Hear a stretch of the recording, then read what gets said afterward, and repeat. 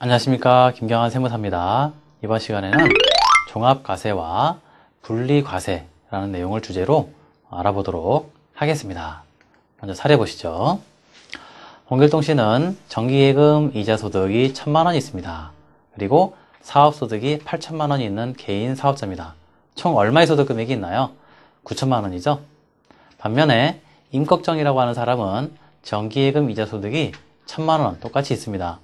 나머지 소득으로는 비상장사 주식회사 한국전선의 배당 금액이 8천만 원이 있습니다. 총 얼마의 소득 금액인가요? 9천만 원이죠. 결국은 홍길동 씨와 임꺽정 씨는 둘 다 9천만 원이라고 하는 소득 금액을 올린 점에서는 동일하지만 그 세부 구성 내역이 일부 사업소득과 배당소득으로 나누어지는 차이점이 있는 겁니다. 이랬을 경우에 이자 소득에 대한 과세는 각각 어떻게 다를 것인가가 핵심 이슈입니다. 일단 종합과세와 분리과세라고 하는 내용을 좀 더 한번 살펴보면요. 종합과세라 하면 종합소득 7가지 소득이 있는데요. 이자, 배당, 부동산, 임대, 다음에 사업, 근로, 연금, 기타 이런 7가지 소득은 원칙적으로 합산해서 과세한다라고 하는 것이 바로 종합과세입니다.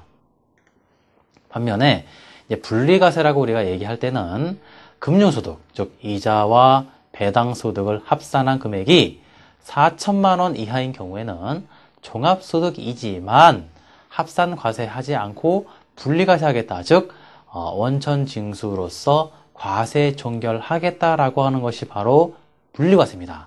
말 그대로 분리해서 과세하겠다라는 거죠. 아까 홍길동 씨는 금융소득이 얼마였나요? 1,000만 원이죠? 4천만 원을 못 넘습니다. 결국은 이자 소득 1,000만 원 어떻게 한다? 분리과세한다. 원천징수로서 과세 종결한다. 반면에 임꺽정 씨는 어떻습니까? 이자 소득 1,000만 원 있었지만 그 이외에 금융소득이 또 있었죠? 그게 바로 배당소득이었습니다. 8천만 원 또 있었어요. 결국 두 개 합친 금융소득이 총 얼마였습니까? 9천만 원이었다는 거예요. 임꺽정 씨는. 결국 9천만 원이기 때문에 4천만 원을 넘었으니 이자 소득 1,000만 원 어떻게 과세가 됩니까? 종합 과세한다 또는 합산 과세한다 라고 말할 수 있는 거예요. 여러분 일반적으로요 분리과세보다는 종합과세가 세금이 더 많이 나옵니다. 왜 그럴까요? 현행소득세율은 누진세율 체계이기 때문에 그렇습니다. 그래서 과세 표준이 커질수록 한계세율은 높아지는 거죠. 따라서 세부담 측면에서 보면 무엇이 유리하다? 분리과세가 유리하게 되는 겁니다. 분리과세의 추가 유형으로 뭐가 있을까요? 몇 가지 사례를 들어볼 수 있는데요. 장기채권 이자로서 분리과세를 신청을 했다. 이 경우에는 무조건 분리과세입니다. 그 금액이 4천만 원 넘는가와 상관없이 이런 것을 소위 무조건 분리과세라고도 하죠. 또 세금 우대 종합저축이자 역시 무조건 분리과세입니다. 장기 보유 상장주식 배당소득 무조건 분리과세입니다.